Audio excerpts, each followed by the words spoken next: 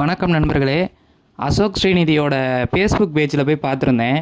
அதில் நம்ம மைவித்ரி கம்பெனியை பற்றின போஸ்டெல்லாம் இருந்தது. அதாவது அவர் என்ன போட்டிருக்காருன்னா 275 நாட்கள் ஆகிடுச்சு, இன்னும் எந்த விதமான நடவடிக்கை இல்லை அப்படிங்கிற மாதிரி போட்டிருக்காரு.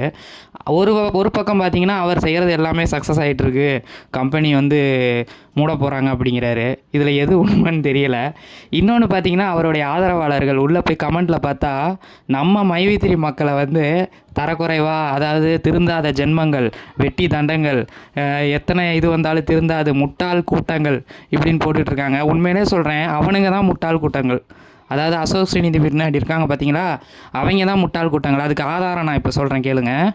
என்னென்னா, அவங்க கட்சி இருக்குது பார்த்தீங்களா பாமக, அது இந்த இடைத்தேர்தலில் ஜெயிக்குமா இல்லை தோக்குமான்னு அவங்கக்கிட்ட போய் கேளுங்களேன்.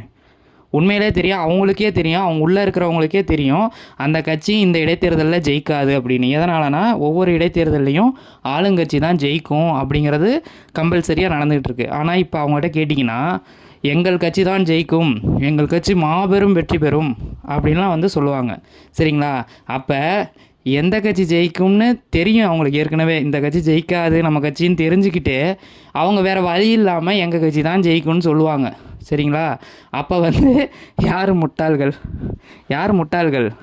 ஒரு உண்மை நிலவரம் தெரிஞ்சு அதை சொல்ல முடியாமல் தவிக்கிற நீங்கள் முட்டாள்களா, இல்லை எங்கள் கம்பெனிக்காக போராடுற நாங்கள் முட்டாள்களா? இதுக்கு நீங்கள் பதில் சொல்லுங்கள். ஜனநாயக நாடு, யார் வேண்டுமானாலும் கேள்வி கேட்கலாம், அதனால் கேட்கிறேன், பதில் சொல்லுங்கள்.